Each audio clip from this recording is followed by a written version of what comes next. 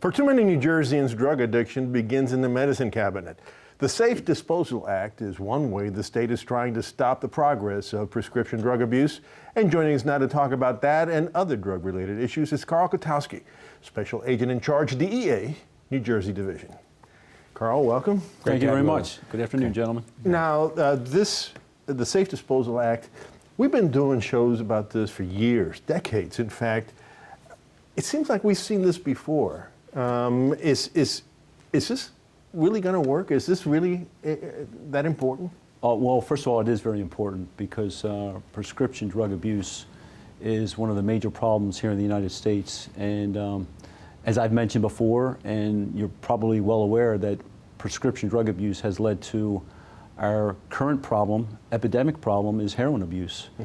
So yes, we're not hoping, we feel very confident that it will work. How? Why? I mean, you could just as easily, or even more easily, take those pills and flush them down the toilet if they're going to be a problem, right?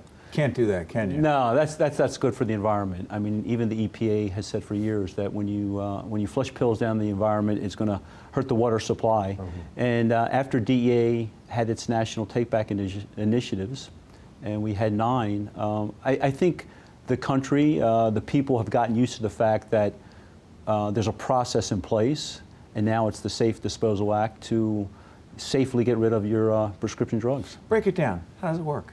Okay, how it works is right now your retail pharmacies, drug treatment programs, long-term care facilities, what they'll do is they will modify their DEA registration, and they do this by going on www.deadiversion.usdoj.gov, and they basically sign up to be an authorized collector of any unused or expired prescription drugs. And then those collectors make the arrangements to get the containers. The containers are steel containers. These are not cardboard boxes that can be moved or taken, but the containers are secured to the floor of the premises. And then any person has accessibility during the operating hours of that particular location to dispose of their prescription medicine. So this shows the seriousness of the situation, like that this is serious business, and these drugs are serious drugs. Oh yeah, for sure. Opioids, which are your pain relievers, your Percocet, your Vicodin, that has been such a major problem starting back in maybe like 2009, 2010, and then after law enforcement and the medical community really put a stop to that. And we had physicians practicing more due diligence rather than prescribing exactly the right amount. It made things harder for the pill poppers, and now they've turned to heroin. So it's something you can't ignore. So here's the question I have for you. When people use the word epidemic, I mean, they do it for a lot of things, Carl. Make it clear to people how serious this epidemic really is. Okay. The heroin situation is an epidemic, and I say that it's because it's spread so rapidly throughout the United States. What does that have to do with prescription drugs? Well, that's it. So the same type of high feeling you get from abusing prescription drugs, you can now get from heroin. And people have now gone from prescription drugs to heroin simply because heroin is much cheaper, it's very pure, and it's very plentiful, whether it be New Jersey or throughout the country. Compare the cost. Compare the cost of one of these pills to heroin. Okay. Oxycodone, which is a pain reliever, a very popular pain reliever, a 30 milligram tablet, one tablet of oxycodone costs $30 on the street.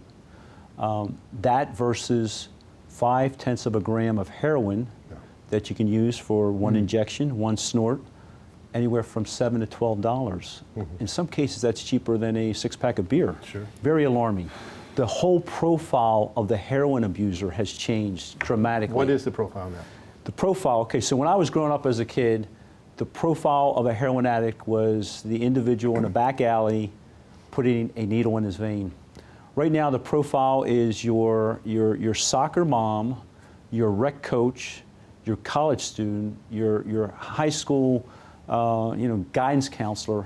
It just the whole socioeconomic spectrum has changed And the significantly. kids, and their Oh, kids. phenomenal. Oh, yeah, unbelievable. And it's really sad. I mean, right now when DEA does cases, you know, I look at some of the arrest photos of these people.